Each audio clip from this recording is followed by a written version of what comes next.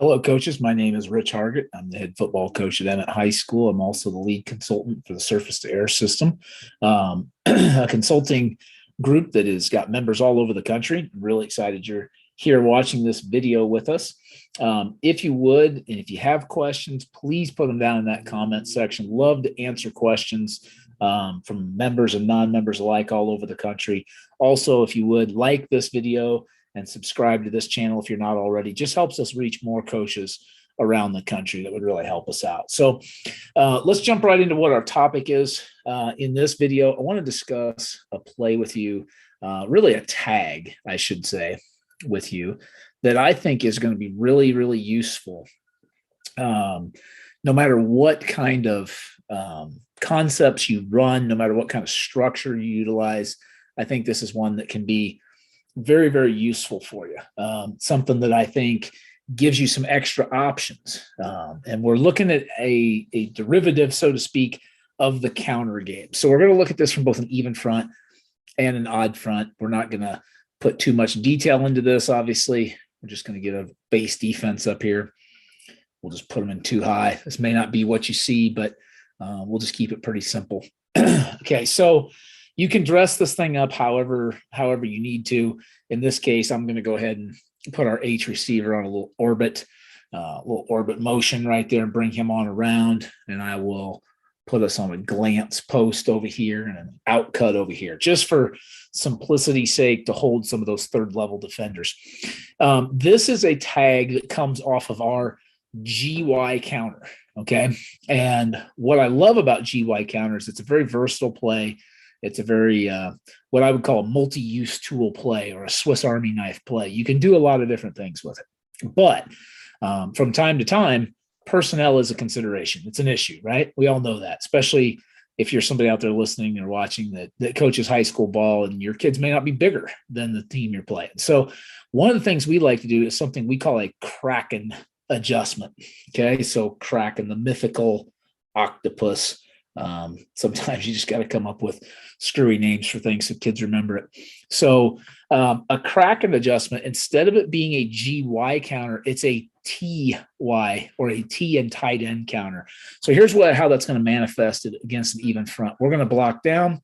We're going to bring that tackle down and build a wall right there.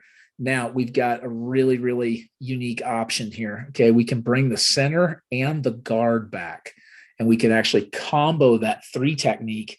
We call it comboing into abstention. Okay, comboing all the way back until you find something to hit. Now we can pull that tackle across. It's a long kick out, and we'll pull the tight end around.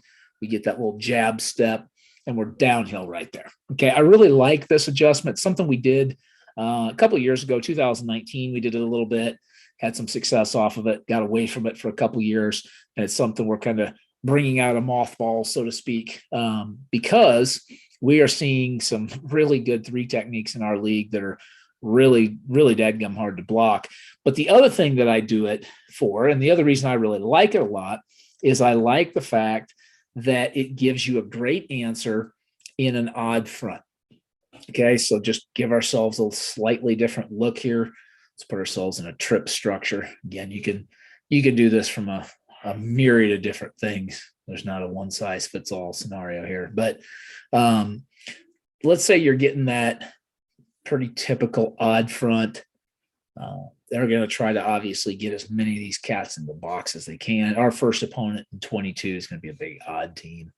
So that's kind of a standard modus operandi for the odd front teams we see, is to bring that safety down, cover the number 2 receiver in that tight trips alignment, and then get their 9 technique backers back in the fit. Now, they could mint this, okay? They could play 4 eyes.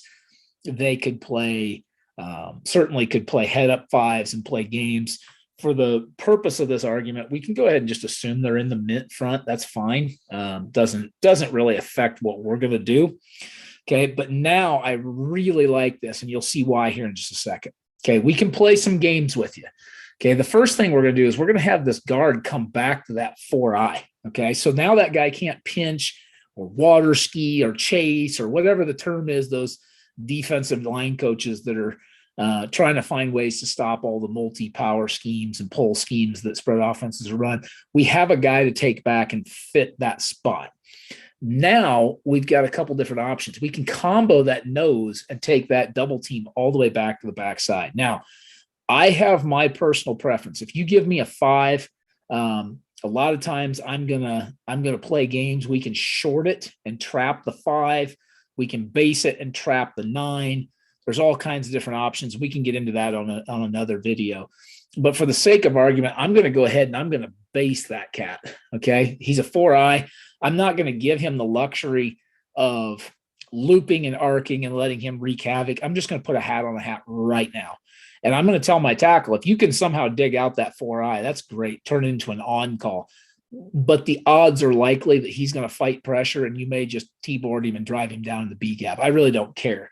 But now what we're going to get is we're going to get a trap on that ghost 9. Okay. Now, what I really like about that is if you're running, let's say you're just running the exact same RPO we drew up earlier, the outcut there, and the glance post right there. Well, first of all, that's a better RPO to run against a 1-high team now because I've got that glance action going against the three top level, the corner, 2 corners and safety of a cover 3 structure. And so I like that generically anyway. But now by pulling the tackle and the tight end, it's going to look like that. Okay, I'm going to be able to block up your surface. Now, I think the guy we've got to really look at in this odd structure is this cat right here.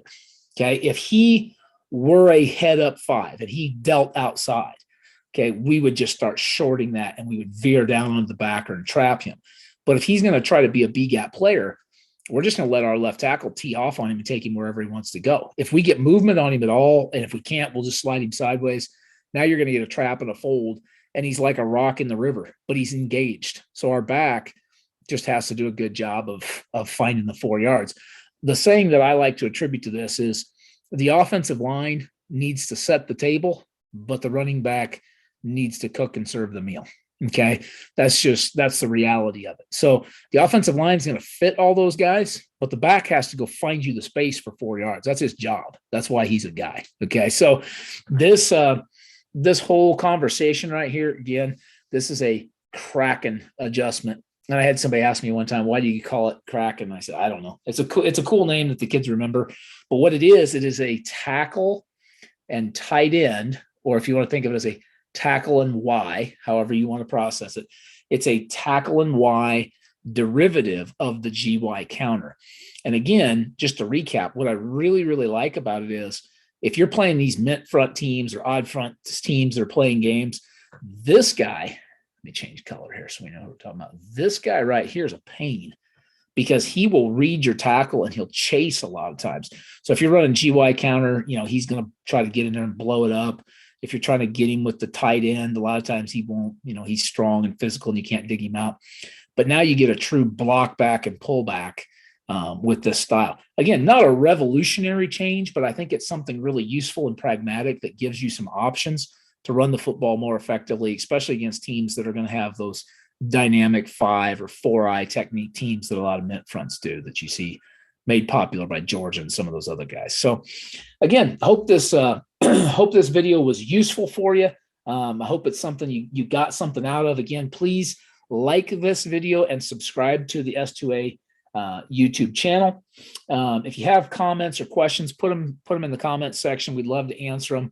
Again, I'm a big fan of dialogue and collaboration among coaches. I think it makes me better, you better, everybody better. So if you have comments, put them in there. I'd be happy to answer them. You can reach us on social media, on Twitter at Coach Hargitt or at S2A System, or hit us up on the website at www.surface-to-air-system.com. I appreciate your guys' time. Thanks a lot, and we will see you in the next video.